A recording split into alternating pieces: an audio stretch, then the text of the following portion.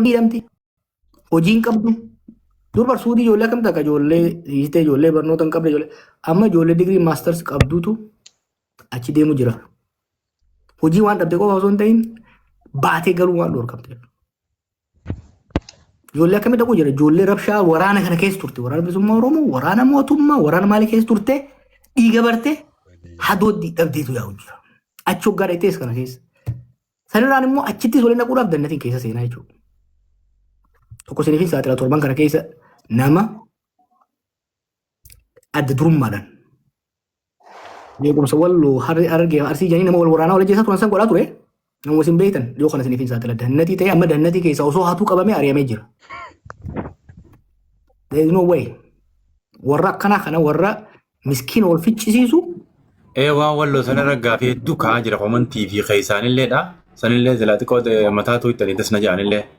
Imma godina walloo isa peculiar morkoo addaatii bal'inaan gaafa baay'ee itti haasofne adda wanni ta'uu maaliifi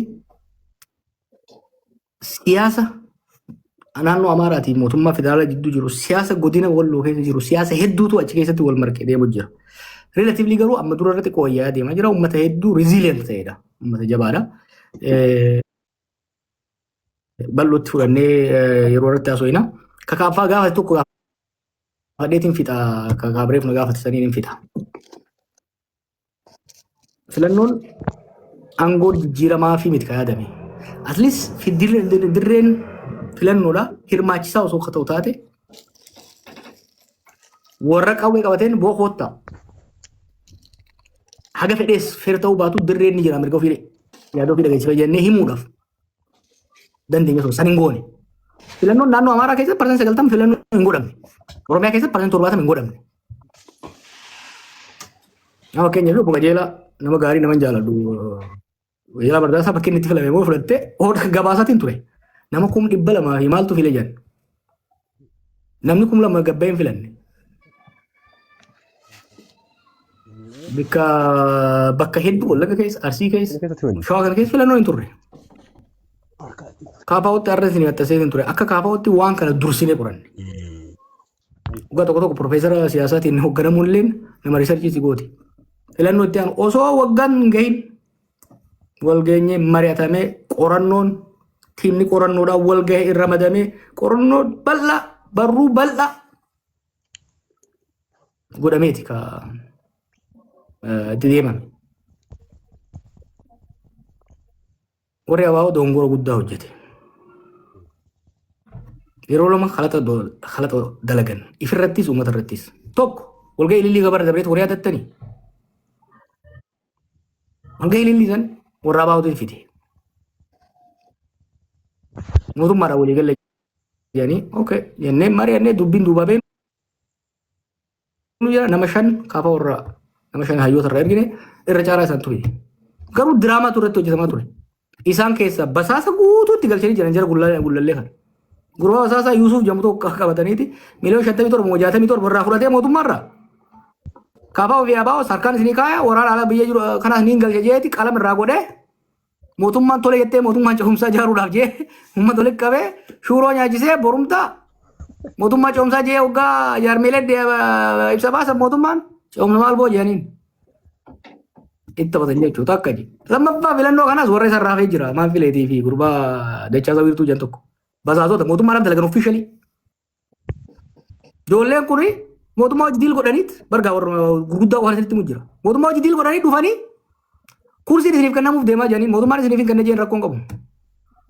Isaan obbidiyoon beekan bololtuudha. Filannoo baranaa kan abaa'oo awwaale Oromoos qaanessee ture. Maaliifi baandiraa fuudhee Finfinnee fi maal keessa girgirri ka godhe dhaaba Oromooti. Ziiroon qabee dhaaba Oromoodhaati.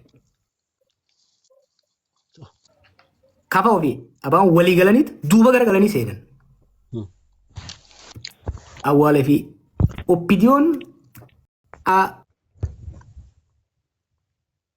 hijaa ama 20 meeqa 30 meeqa itti baattee jechuu salphisuudha.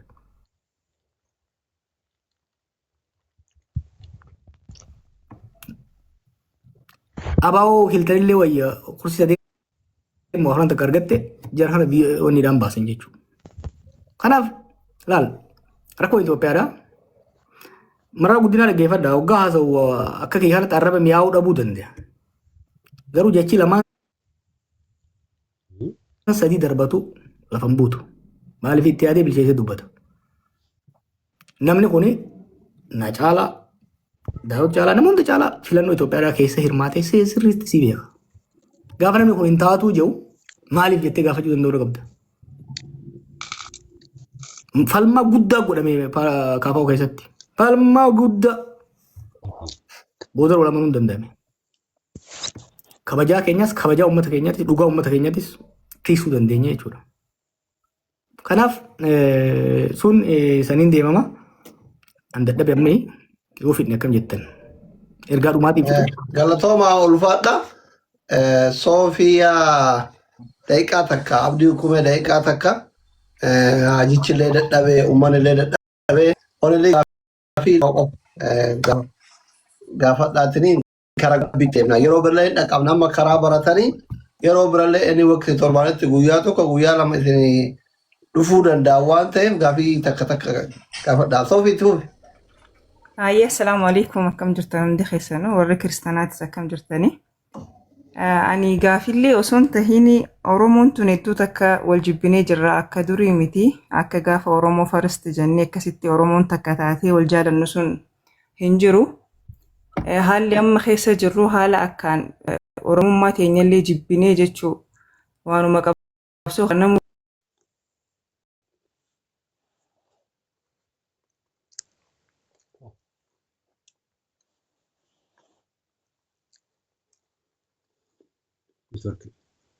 qooda nuufillee dalaydiin Oromoo tanaaf duuba deebi'a.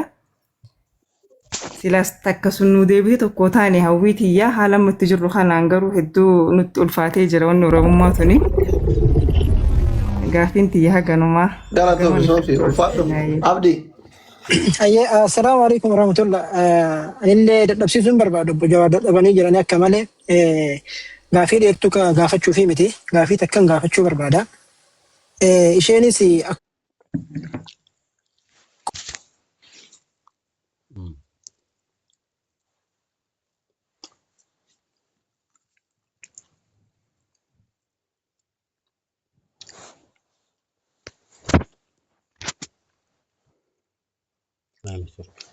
Turgeni karab darbe wallahi ya kana hana bada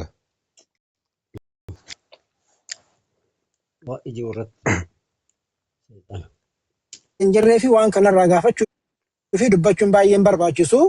Saniifuu milishaan waraana adda bilisummaa Oromootiin walitti baay'een ajjeefame gaafilee sanniin osoo kaasuu baattanii jedhaniitiin kaasani. Gaafa kana jennu milishaan ajjeefamuun waan jiraati moo waan hin jirre dhimma milishaa kanaaf dubbachuun hin barbaachisu. Ta biraa ammootu waraana kana kan banee milishaa kana ayyuu lafarraa duguugee fixe waraana amma akka ati jettuu fi nutillee irraa beennu wiigii godhatan sammoo dhuguma waraanni adda bilisummaa Oromoodhaa gaara keessaa bahee dhufee ummata sana fixe. Viidiyoo ati gallakkiste keessatti kan argine waraanni wiigii godhate kuni kanuma caffaraa biiraa dhugaatiin caffaru tokko falaalaa argaatiin turre. Dhuguma waraanni adda bilisummaa Oromoodhaa waan sana hojjeta moo waraana kamtu dhufeetiin ummata sanachitti gaaga'ee jechuu gaafiitu tana gaafachuu barbaadee ulfaadhu jabee kennu. Galatooma ulfaadha. Uummanni keenya sa'aatii lama sadii ol as jala teettanii kompilinki sheer gootanii mana taaptaap gootanii fooloo gootanii hayyuu keessan dhageeffataa jirtan guddaa galatooma ulfaadha. Akkuma isinitti himaa ture muuxannoo gaazexeessummallee qabu akkuma dooktarii tokkotti dhukkuba biyya kiyyaatiin saba kiyyaa hin yaalaa jedheetanii waan kana gochuu yaale yeroo biraatitti qaamni biraallee dhuftanii dooktora wajjin dawaa mari'achuu akkuma yoo harkanatti as dhiyaatanii tuffatu baattanii warri humna qabdan dhuftanii waa'ee saba keessanii haala isinii mijeessinaa akka namni isin dhagee nama wal isin qunnamsiifnu jechuudhumaa fi jawwee gaafilee lamaan kana deebisii uummanillee dadhabee atillee dadhabde gara goolabaatti deemna. Hasaasa irra hoggaan ka'e laal anu soo kiyyaa milishaan miskiina dirqisiisan kana dhiisii raayyaan isa biyyaallee du'uu hin qabu. Miskiina bar namni dhumu jiru kun nama dubbii kana keessa wal ajjeesu TikTok irratti gartanii goota akka ijoollee wabootuun ijoolleen federaasuun waliin haasuuti. Ijoollee wal barattee fa'aa wal arga. Dhumuu qabdu lola kana